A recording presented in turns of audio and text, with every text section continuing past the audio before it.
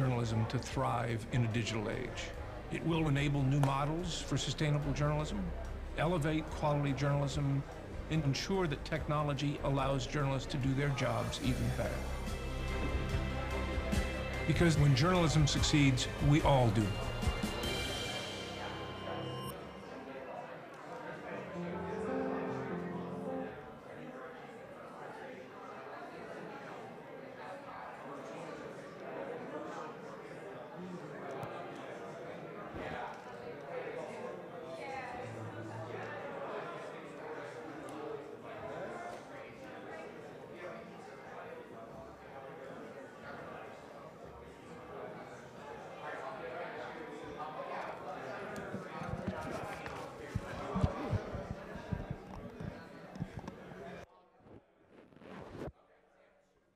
Hello, hello, hello.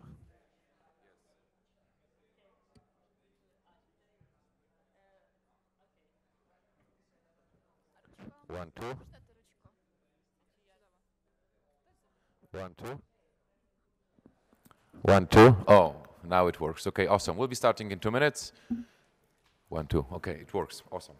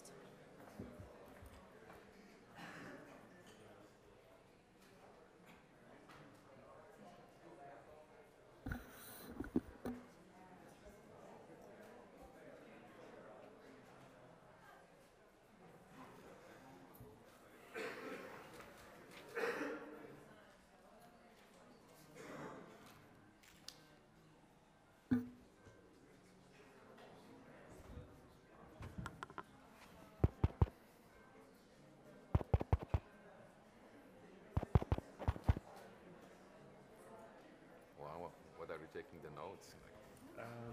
Buy some macaroni. Hello, hello, hello. Yeah, no. That was just internal joke. That was just internal joke.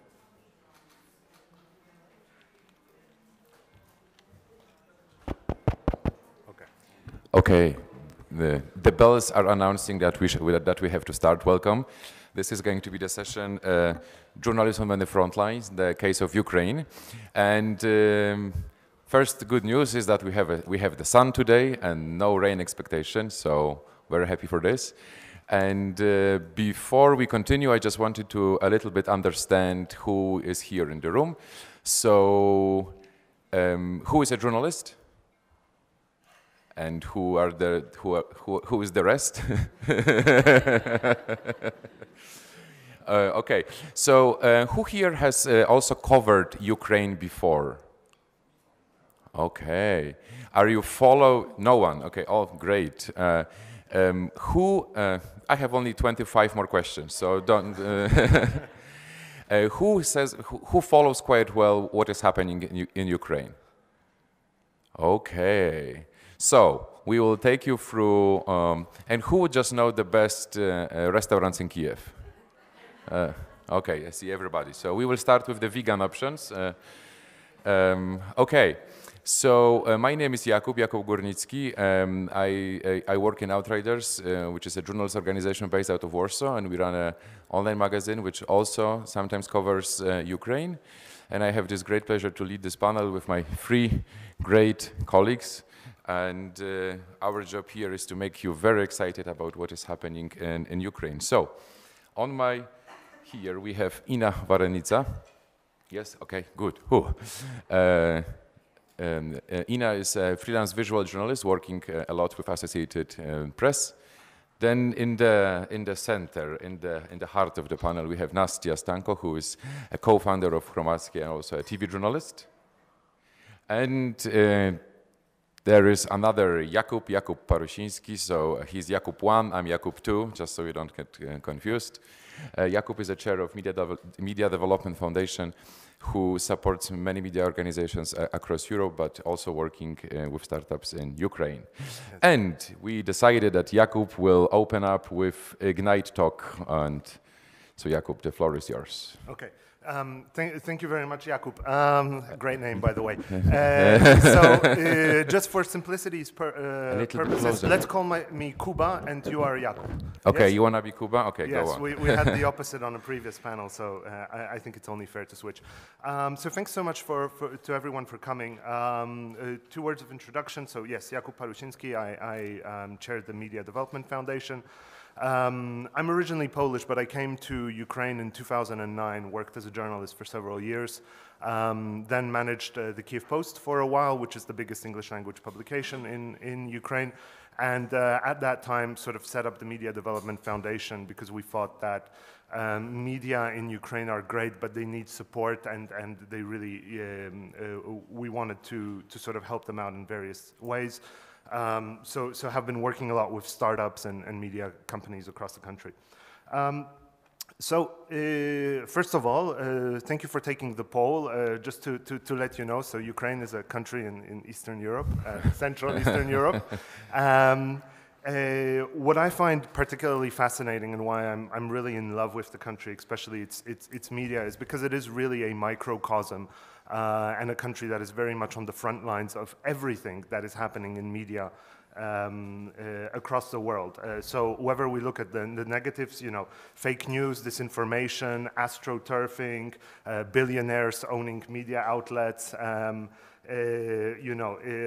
all of this existed in Ukraine, and we're not talking about 2019, we're talking about 2002.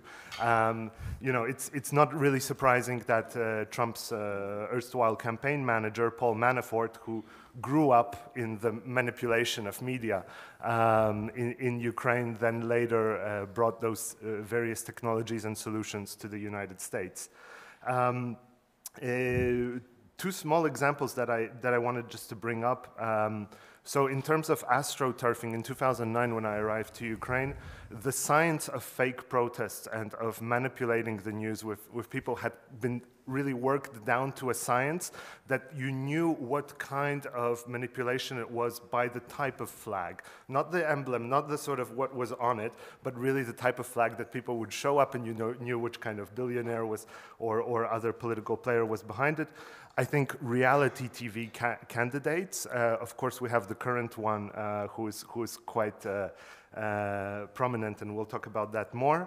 But just to let you know, when I arrived, there was this mayor in Kiev, and drug addicted, crazy guy, bit of a cocaine head, it was said. When they asked him if he was not fit for being a mayor, at a press conference, he ripped off his clothes and said, "What, do you think I'm not fit?"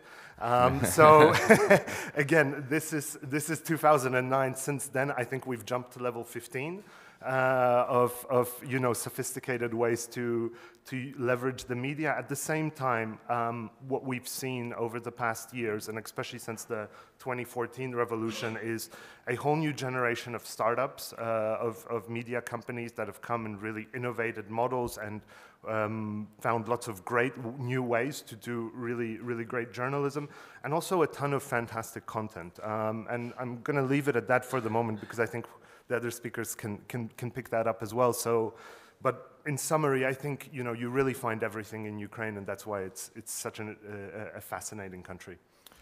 Nastya, why do you disagree with Jakub? I think that we will discuss this later, but because everyone doesn't know what's happening in Ukraine, I will just try to explain something. Yeah, this is a country in the central part of Europe, that's true. But also we have Crimea, which is annexed. This is peninsula, yeah, annexed of Russia. Also, we have territory of Donetsk and Luhansk regions, which is under occupation of also Russia, but it's called like so-called Luhansk and Donetsk People Republic, and Many Ukrainian journalists were covered this conflict, and more than 80 were kidnapped by these armed forces. Yeah, I was also among this journalists. I was kidnapped by this so-called Luhansk People Republic. For 3 days I was in the basement, and it was very dangerous time and place. And now journalists, not only Ukrainian journalists, but many foreign journalists can't go to this occupation territory of Donbass and cover what's happened there. That's why, like, except Russian journalists, we don't have the information from what's happened there in our territory, but territory which is under occupation. Also, when we are talking about Crimea, it's also not so easy to come when you are a Ukrainian journalist and cover what's happened there. But you can. And what's happened now, we are with Ukrainian media. On the one hand, we are in war with Russia, and we have Russian propaganda, fake news, Russian fake news, troll attacks, and different bad things. For the other hand, our government and our president say that we are patriots of our country. We should be together with media and fight with Russia, with enemy. But we have not many independent media. The biggest TV channels, they owned by oligarchs, and these oligarchs have their own interests. And now we have election, president election. And it's very funny what's happening in Ukraine with this election. Maybe someone knows, but I can tell more later. And this independent media, Hromadske is independent media. I work for Hromadske for 5 years. We are in the situation when we should cover, for example, the corruption in the army which are in the war. We should cover the corruption in the president administration or government. But the president and the government say, we are the one who fight with Russia. And who journalists are in this situation? Of course, the journalists are, it's a good news, the useful idiot, or bad news, they can be the hand of Kremlin. That's why if you are independent journalist, you are in this bad situation, and even your audience, because, for example, Hromadske, in the beginning of our work, we were very popular, and we had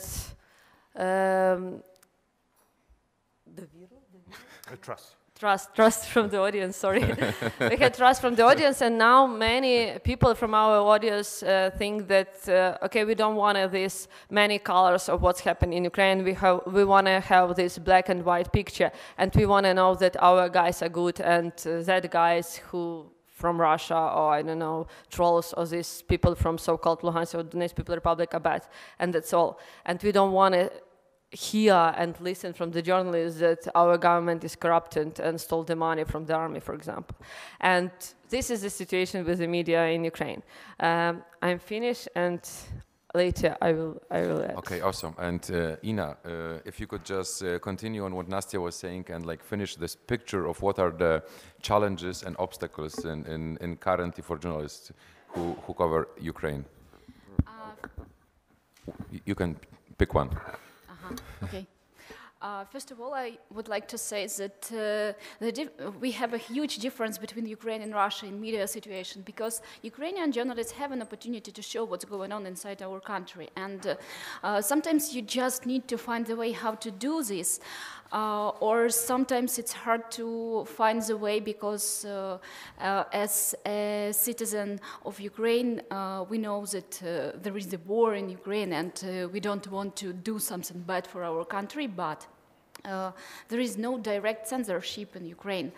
But because of war, we've got such a thing like internal censorship. When Ukrainian journalists who work for Ukrainian channels, they are afraid to show something because they will do something bad for their country. They are afraid to do something wrong. But also they are, the main channels of the country are under control of oligarchs and under control of president also. And that's why our media field is channel media field, TV media field is under control of government. And if we will compare the situation with online media and the picture in online media and on TV media, we will have two different countries. Because, yeah. And as for international journalism in Ukraine, and as for work of foreigners in Ukraine, it's completely easier to work for international media, even if you are Ukrainian. And there are many different opportunities to show the situation in Ukraine, to find interesting angles, why it's important for, why the event is important for Ukraine, or why the event is important for maybe for another countries, even for Italy, for example. And what else I would like to say? For example, why Ukraine is important for Europe? Because it's like a border with Russia, and but it's interesting situation in the country. We will continue to talk about it. Awesome. Jakub, so if you could just summarize, first of all, when it comes to the current situation of media, and narrow it down for us to what is the ownership structure and what new is also showing up on the scene when it comes to new media initiatives. Sure, absolutely. So I think, you know, building on Ina's point, and Nastia also mentioned it, there's a huge divide in Ukraine between the media that are mostly television, but also a bunch of digital sites that are controlled by oligarchs. I think off the top of my head, there's about 6-7 sort of big players in the field that completely dominate, and you would be hard-pressed to find a single sort of TV channel that is more or less neutral. And on the other hand, a sort of, you know, burgeoning, fast-growing digital scene of media, which is really it's independent. It has a lot of novel ways of organization. But you know what I find really encouraging there is these are people who are really rethinking media, right?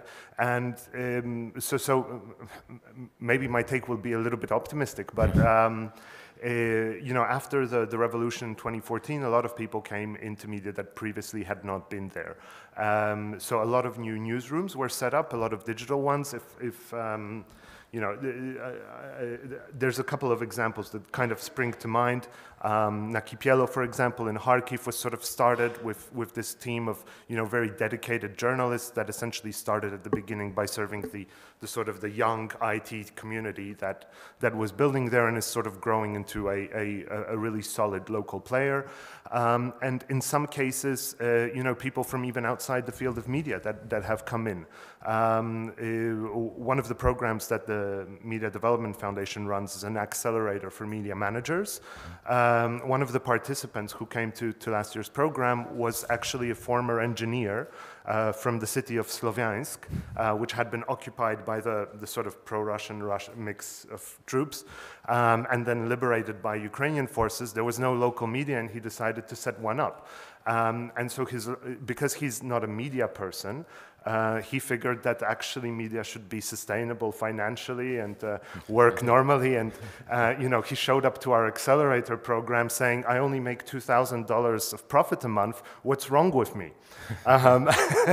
To which we said, "Wow, that's something that 90% of media around the world would love to achieve." But I think what we find really encouraging is these are people who don't necessarily have all the baggage. They can create new organizations and rethink the way that things are done. And you know, just off the top of my head, around half of the participants of our media accelerator found ways to a model to be sort of commercially more or less sustainable. I'm not talking profitable, but at least sort of fund their core operations. Nastia, I feel like you want to jump in. Yeah. Everything that Jakub said, it's like very amazing and cool. And Kuba, sorry, said that it's amazing, of course. And yes, we have local media, and they are like they growing up, and it's very good. But for example, we have also amazing investigative teams in Ukraine, and they do great job. They make the investigation about president, about offshore company of the president, about what's oligarch, how control like different politicians, and that's all. But nobody happened after, you know. We have, for example, new anti-corruption institution like anti-corruption bureau or anti-corruption prosecutor office, but they can't finish their work because we have no anti-corruption court, but nobody believe in normal courts in Ukraine, you know. But these cases, which is under investigation of anti-corruption bureau and anti-corruption prosecutor office, they came to normal courts, and after nothing happened with these corruption politicians. And that's why sometimes journalists feel themselves like we are, okay, you can, of course, write what you want and cover what you want, but nothing happened after, but should be, you know. And now what we have, for example, Poroshenko, who is the president of our country and also the candidate, he want to be president in the second time, and he has like 2 channels which is belong to him, and also another channels who is owned by another oligarchs. They also are very like say very good things about the president. And of course, president came only to this channel and only answered to very good question for him. And also another candidate who is a comedian actor, and this is crazy that comedian actor is a candidate, and maybe will be the president of our country because he is in the first place now. And below him stay another oligarch, Hromadske, and he has 1+1 channel, is the biggest channel in Ukraine and the most popular. And that's why, and of course he want to come only to this channel, 1+1, and that's why we don't have the discussion. And it's not a discussion about, I don't know, values of these candidates, programs, what they think about, I don't know, should Ukraine go to European Union, or should Ukraine, what should Ukraine do with Russia or with the war in Donbass area? It's, you know, now it's a conversation about analysis, about I don't know if someone knows, but we have this drugs test of alcohol, and they decided, and all the political shows decided who from the candidate is drug addicted and who is alcohol addicted, and this is a conversation and dialogue between, you know, between them. It's crazy. So if I can just jump in with one comment, I think it really merits sort of underlining how crazy the recent campaign has been, right? So, you know, I think in 2016, the world was startled by sort of how Trump ran his campaign. And I know the idea of a comedian or sort of a clown as a politician is not something that's foreign to Italy as well. So this has existed previously. I think what's incredibly novel about the Ukrainian campaign is that before actually, you know, throwing his hat into the ring, Volodymyr Zelensky was the star of a TV show which featured on Netflix where he is the president, right? And so all the country sees him, and of course, you know, you get to sort of portray yourself as the president that you want. So humble, you know, this history teacher who comes and sort of, you know, with his exactly. Simple guy comes in and sort of fixes the country piece by piece, fights against corruption. I mean, this is really postmodern politics at its best. How do you even come up with that? And so now there's a period of sort of 21 days between the first and the second round. And so what Nasser is referring to is, instead of sort of, you know, having a debate on the merits or everything like that, every 12 hours, more or less, we see one of the 2 candidates come out with a more or less slick video where they challenge each other. I mean, it almost feels like, you know, a heavyweight boxing match where they're sort of, you know, weighing themselves up. I should add that, for example, yesterday we had this drug test, and 2 candidates, they went to different laboratories, and like 50 journalists came to one laboratory to see how president make this, and another 50 journalists went to another laboratory for Zelensky drug test, and it was online, and even Reuters made this online. You know how the president just are in the laboratory. And we had in YouTube, our channel had like 35,000 viewers watched online how president did this, and 36 how Zelensky did this, you know. I don't know. That's actually a pretty good performance for Poroshenko to sort of match Zelensky's numbers. I just like to refer to you about the situation with drug test. It's not a problem only of Ukraine, it's a problem of international media, because if they would like to show this leave, it's a problem outside of Ukraine, because there was a demand, and that's why Reuters put it on leave. As for just come back to Ukrainian media, I would like to add also that if I would like to describe the situation with TV in Ukraine in summary, we have 10 main channels, national channels in Ukraine, and 9 of them belongs to oligarchs, and only one is a public broadcaster that Ukraine is trying to reform it to make it real public broadcaster, because 20 previous years it was a stage for politicians. And as for now, they have, what is their rate? 2%, 5%? One, yeah. Sorry. I was more hopeful before. If we are talking about anti-corruption investigations, they are shown on this public broadcaster only. And only 1% can see them. That's a problem. But we can find them online, but as for old elderly people and as for people who will change, who should,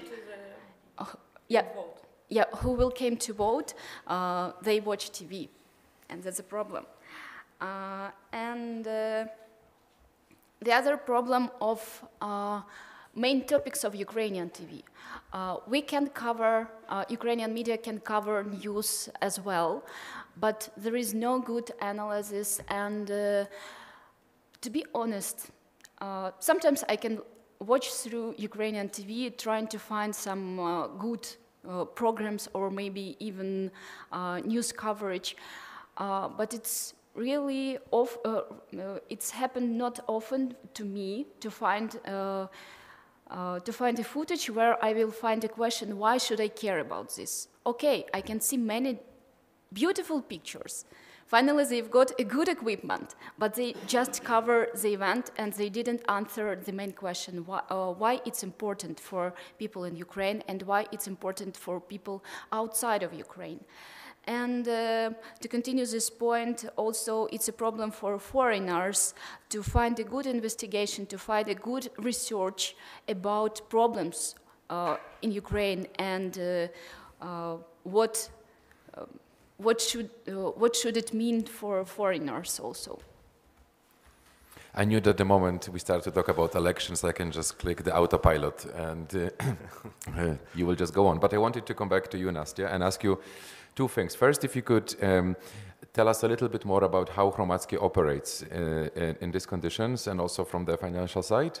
And then we can slightly go back to elections, because I would like to hear how you have specifically tried to cover elections and the campaign in recent months. Thank you. Hromadske was started during the revolution 5 years ago in 2013.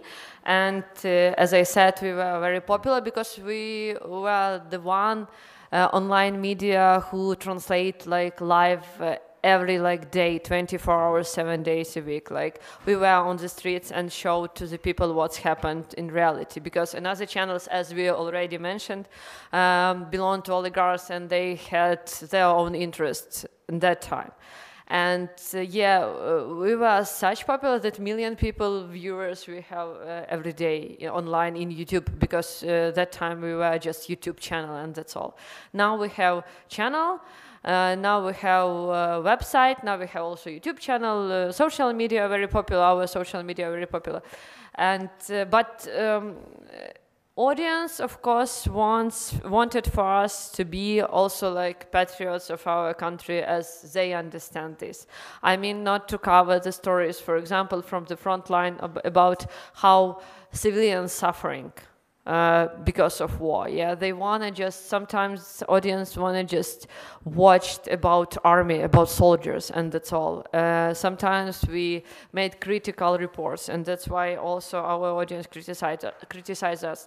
But also we had attacks and trolls attacks. We called them Porokhoboty. You understand why Porokhoboty? Because Poroshenko, it's like surname Poroshenko, and bots, it's a bots, and Porokhobots is like together. Yeah, we were attacked because of this, because we made investigative about this offshore company of president, and that's why they attacked us. But attacked not because of this investigation, but because of different our reports from the front line. I was attacked many times, and even I went to the police and said that I'm attacked by trolls, and they said that I should be killed or something like this, and nothing happened, of course, after. And now the Hromadske like called us, many our colleagues called us like very liberal media, too liberal for the situation of Ukraine, and sometimes we are also useful idiots or something like this, and audience sometimes understand what we are doing and sometimes no. This is like the big question for us, how to cover important story, but audience should understand that it's important to know about this, even if it's like, I don't know, bad news for them.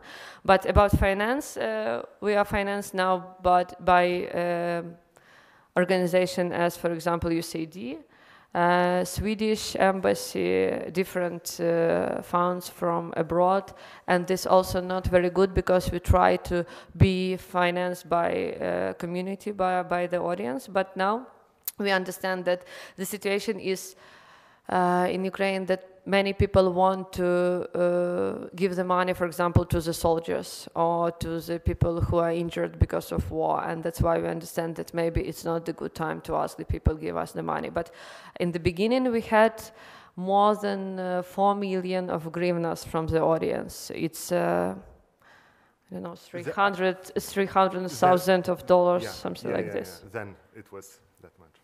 Yeah, but it was the biggest crowdfunding company at that time in Ukraine. Yeah. So yeah. About election. Yes. Exactly. Okay. It's very hard for all the independent media because independent media are smaller than Hromadske, because we have now more than 100 people, 130, something like this, and we are like big independent. As independent media, we are big, but. What hard? Huge, I would say. Yeah, huge, yeah, huge. But, for example, Zelensky will not come to our studio because we have a very tough question for him, of course. And Poroshenko will not come to Hromadske studio also. But 5 years ago he came, of course, because he was the candidate, and Hromadske was good media for audience, and it was a good flow for him. But now, no, we also have tough question for him. And that's why you always try to find how to bring important question to our studio, how to bring the audience to hear this important question. As I said, about, for example, about how candidates see the problem of Donbass, or how to, I don't know, solve the problems with Russia, or should we go to European Union or no. And because everyone talks about drugs, tests, alcohol, you know, and that's why it's hard to find this like interest of audience. This is a problem, but we try to do our best. Okay. Ina, what kind of stories do you think are missing, both done by Ukrainian journalists for Ukrainian audience, and stories which could or should be done by international media on Ukraine, and the stories which you find simply are missing? I think that it will be interesting to see mixed stories, to find links between politicians or people like who work not only on Ukraine but abroad also. For example, if you are talking about migrants in Poland from Ukraine, yes, I think that will be interesting for both sides, for Ukraine and for Poland also. If we are talking about Ukrainian refugees, talk a little bit closer. sorry. If we are talking about Ukrainian refugees, that will be also interested for foreigners. So, yes, it's hard to say, it's hard to predict how many people moved and to show this picture, but I think it's always possible to find in this interesting picture a human story, and it's more interesting, like as for my experience, it's more interesting to see one portrait than many in the footage, to see one story, but to find interesting details in it. It's like a one portrait that shows different lines that we can find in other people who have the same story. And if we are talking about the war, of course, it's interesting to find out what's going on with fighters, foreign fighters who used to fight in this war on both sides. We have a huge problem with far-right activists. Some of them are, I would not like to call activists, but far-right people who used to fight in Ukraine, and some of them used to fight in previous wars or conflicts all over the world. And they moved to Europe. So now you will have this problem with them. Who are they and what are they doing? And for example, the same we have with Serbian guys. As for me, in 2014, I used to work in a small media in eastern Ukraine, in Kharkiv. It was an independent media, and we have a really tiny salary, and all of us had to have 2 jobs to survive. One job, for example, on national TV, and one job in independent media. Just because we wanted to do something interesting, that's why we should have 2 jobs. And I was in Kharkiv, and once I got a call from my friend, and he asked me to meet the guy from Sweden, the Sweden guy, and I asked him, why did you came here? He was going to East, to Donbass, and he was going to fight there. And he said that his brother, his youngest brother, also moved, and he wants to find him, and they would fight together on Donbass. And I'd like to find this guy, and some media in Ukraine and some media abroad do such stories. And as for these guys, it was interesting for me to find out that he was nationalist, and he thought that it's a problem for nationalists. The war is a problem for nationalists, and that's why they should support the war. And in this story, I could see also that people are manipulated, and it's easy to hit the moods. So that may be interesting story for international media. And if we are talking about Italy, you know that one of Ukrainian soldiers were. Yeah, till now. I can add. Yeah, we have one. We have one guy who is from National Guard, and he was fighting in Donbass on the Ukrainian side, of course, and that time was killed Italian journalist. I think you know him, Rocchelli, his surname. This soldier, he is accused now of that he was that guy who killed Rocchelli. And now he's in prison in Italy, and we are like focused on also in this topic and cover this like court case now. But also the villa of Zelensky, our candidate who is on the first place here in Italy near Pisa, and I wanted to go there and see how it looks like, because he forgot to write in his declaration that he has villa for 15 rooms. In Italy, just forgot, you know, sometimes it's happened. And we want to look how it looks like, But about the topics, I want to add to Inna that, for example, we have big problem with Crimea. Why? Because, yeah, Crimea under annexation, and it's like such a difficult question how to be with this, because we understand that in fact now it's Russian territory. In fact, Russia controls this territory. Judiciary, of course, it's Ukrainian territory, but our politicians don't want to talk about this because they don't know the answer about what we should do with Crimea. They don't want to go there. Even, for example, I don't know, ombudsman, like people who are working with human rights issues, yeah, they don't want to go. And even Ukrainian journalists, they don't want to go. Yeah, it's not so safety to go to Crimea, but it's possible. And Hromadske, I think only one Ukrainian media who always go to Crimea and try to cover what's happened there with Ukrainian citizens. Because our president said from the United Nations Tribune that Crimea is Ukraine, and that's all, you know. But nobody cares from the audience what happened with these Ukrainian citizens in Crimea, because we think that it's Ukrainian citizens, what problems they have. And when we came to Crimea as Hromadske, as Ukrainian media, we always criticized by our Ukrainian colleagues, that we shouldn't go, because when we go there, we are collaborate with Russia, because we should have this accreditation from Ministry of Foreign Affairs, and that's why, like, we are working with them. Just it's also not normal to say that, because journalists do their job and should show what's happened with Ukrainians there, and it's important, but nobody cares about this, in fact. Okay, so I just want to say that we have we have 15 minutes left. So if there are any questions and so on, oh, okay, that's a dream come true. That's a dream come true for us. Okay, where is the microphone? Awesome.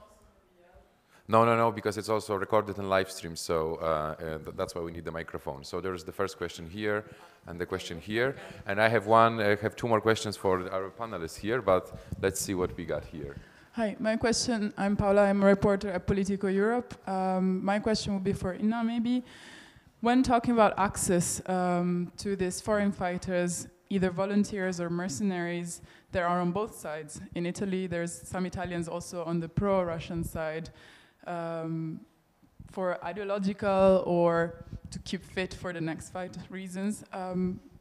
How do you suggest accessing these people, and does that compromise your reporting on the Ukraine side? So if you are a foreign journalist trying to access both sides of the conflict, sometimes this can create issues with permitting procedures in Kiev, or once you are on the other side, you cannot just come back through Kiev. So from a practical point of view, working for AP, how do you approach this and how do you get around these issues? Thank you. I used to work on both sides. Since 2014, and first year I used to work for Ukrainian media on the other side. I've got the accreditation. A year after, yeah. And the year, I used to work for Ukrainian national TV and for a small news agency in Kharkiv for Hromadske. And maybe it was good luck because I met EP in Donetsk and started to work with EP and changed accreditation. And in a year, all Ukrainian journalists were banned from Donetsk. But I've got a new accreditation with EP, and I started to work for EP.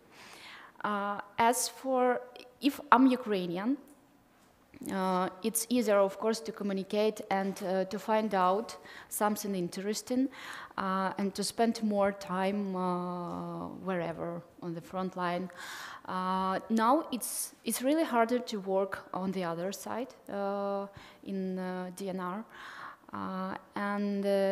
Like I have a feeling that somebody follows or keeping an eye on what I'm doing there, and it's hard to find a new interesting stories there. But we have online world.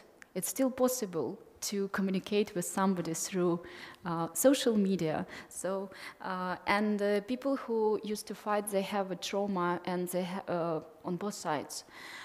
It doesn't matter what did they do, but because of this, they would like to talk to media to tell something, and we could find some such heroes through this. As for permission, the situation about the situation now, we have to, if we would like to work on both sides, we have to get a permission from Ukrainian side, from Ministry of Defense, but to be honest, it's not a Ministry of Defense, it's a security service, yeah, and it takes 1 month, sometimes 2 months, and sometimes you could be even refused. The same,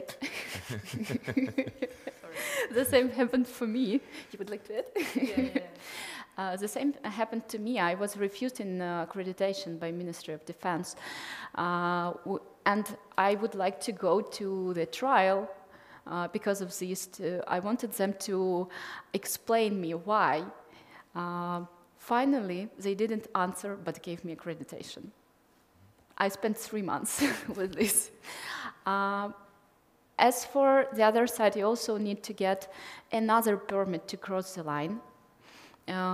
It's not hard to get it. It's a usual procedure. And to apply for accreditation on DNR side, it's easier for foreigners. It's easier for them because, and it's better to use not the journalist fixers or journalist translators, but somebody who doesn't link with media. Because this person who will help you won't be followed so much, and it will be easier even for journalists to work with such a person. And that's it. So you need 3 papers to get 3 on the other side.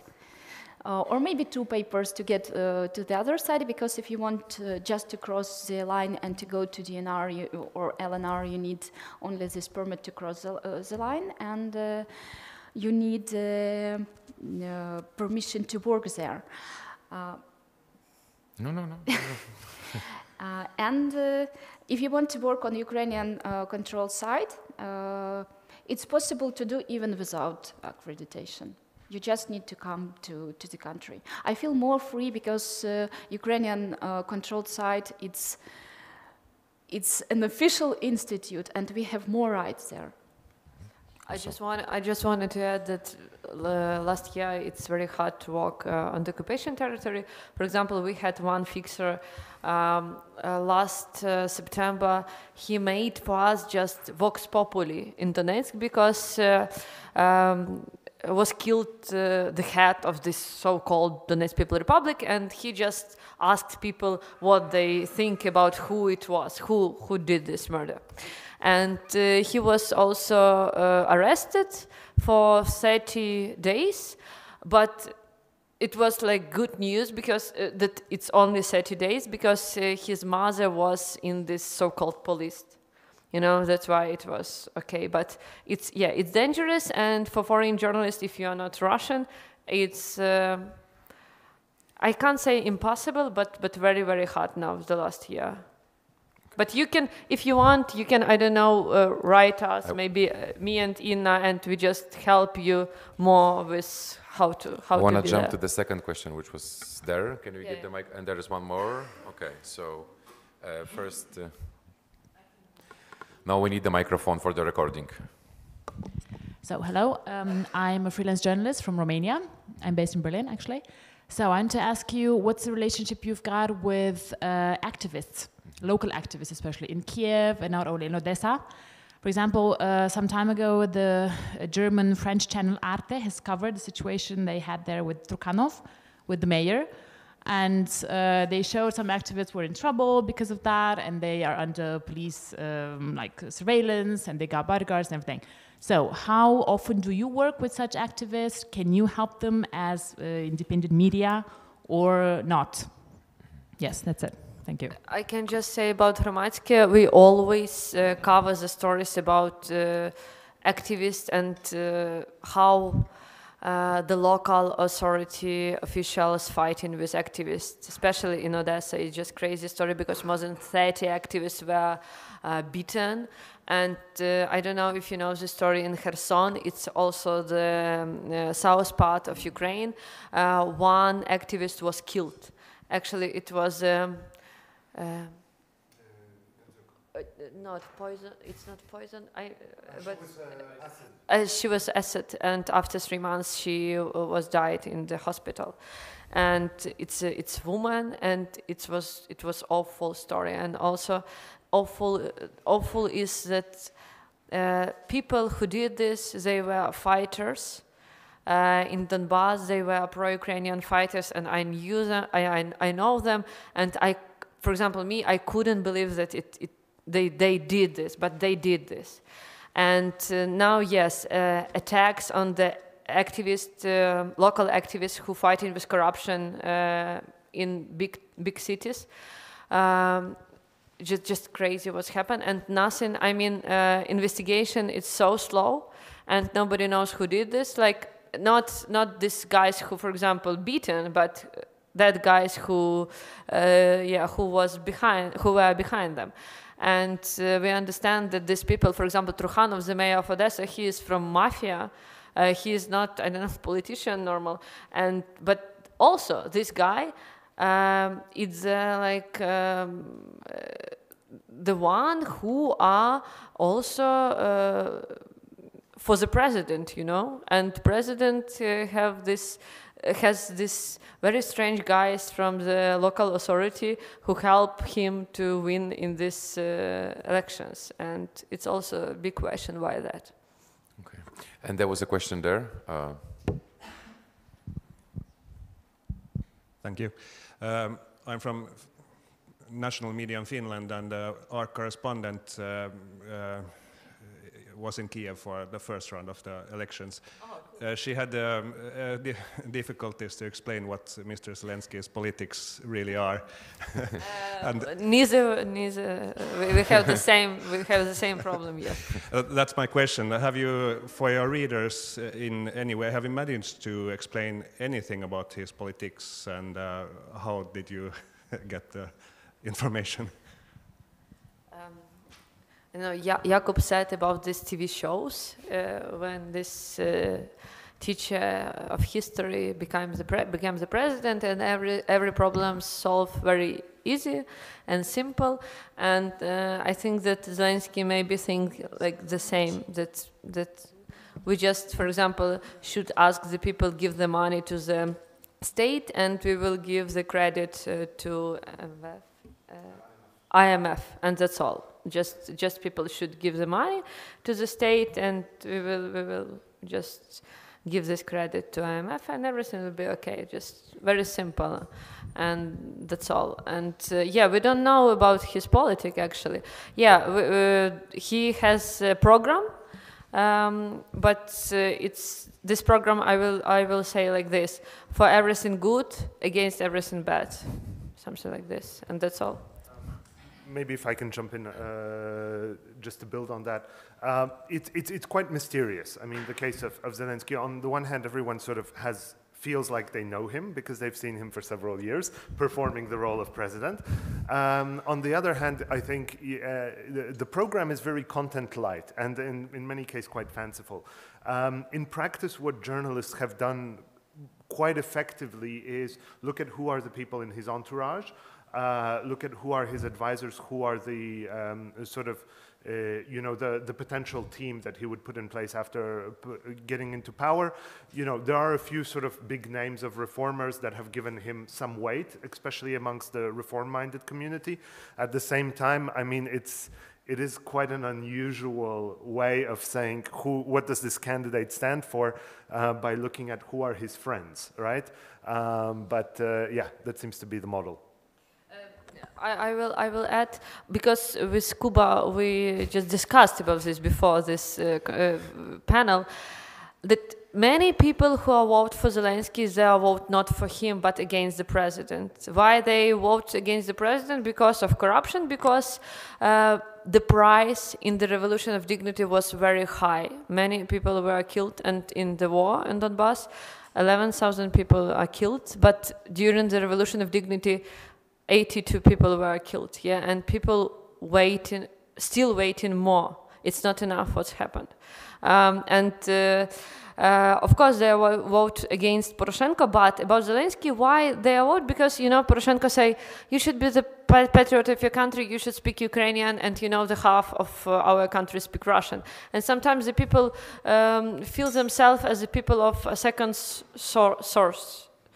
Because they think, okay, I came, for example, from Crimea or from Luhansk, which are under occupation, came to another towns, and I'm also a patriot of my country. I live my home, I live the half of my family. Why I'm the person of second source? Because I speak Russian. It's not normal, and sometimes they feel that because Zelensky say that doesn't matter which language you speak, and that's why they think that it's okay for us. But I'm in Greece that we don't know nothing about his politics. He says that we want to go to European Union. We are like in foreign politics, it will be the same situation as with President Poroshenko, but nobody knows, because, you know, when you ask him something, he just joking, and that's all. It's not the serious answer. Okay, Jakub, you will get the final question then, because you opened with saying how excited you are for what is happening in Ukraine. So we talked a lot about obstacles and challenges. If you could just leave us with opportunities, and what do you see can be done for journalists and journalism in Ukraine? What are the? You have 2 minutes. I think okay, very good, very good. No, I think we you know, the discussion was very effective at bringing out, you know, what are the big challenges for media, and I think the one that sort of stayed the most in my mind is journalists do great work, but they don't see the impact, right? And I think this is something that's universal, or I look at how many articles, and again, I'm coming back to the US, which is in many ways the intellectual child of what has been created in Ukraine and what we've seen with Trump. You know, you write an article a day that should lead to some like really gigantic consequences, and you don't really see that. And I think this is where the challenge is. Where I do see the opportunities is almost everywhere else, right?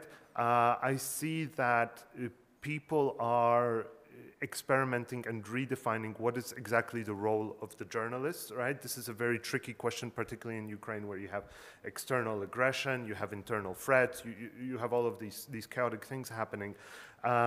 But journalists are sort of redefining their role and trying to understand what actually they should do, and I think that's something that the level of thinking and reinventing, that's something that's very powerful. The second thing that I think is really great is because you have all of these traditional media areas that have been completely captured, but at the same time a huge part of the population and a huge part of journalists that need to work outside of this space, that, you know, this restriction forces creativity. And I've mentioned it before, but, you know, really we see Ukraine as a laboratory, and we see these regional media that are really finding completely new ways to engage with their audiences, you know, creating everything that sort of is discussed on the global stage. We see it in Ukraine, the membership models, the sort of like events-driven kind of businesses of journalism, and 100 other ones. And we see this, I think maybe for the last thing, what I find particularly encouraging is the creativity. And the creativity both in the positive sense of rethinking media, and also in maybe a little bit the negative sense of rethinking how to manipulate people with the media. But in any case, something that is constantly rethinking the rules of the game and how to play it. And I think, you know, if I can link back to the last question that you had, what kind of coverage I would like to see more.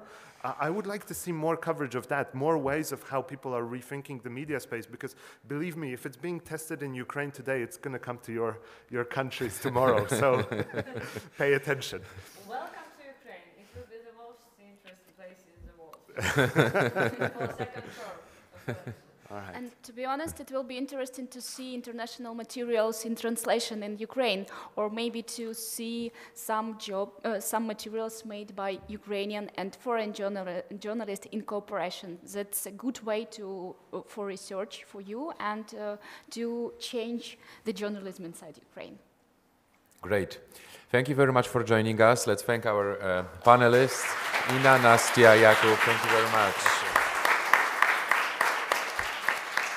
So if you have any questions, they are there for you. And thank you very much. Thank you. Everyone survived. What? Everyone survived. Yeah. Will enable new models for sustainable journalism, elevate quality journalism, and ensure that technology allows journalists to do their jobs even better. Because when journalism succeeds, we all do.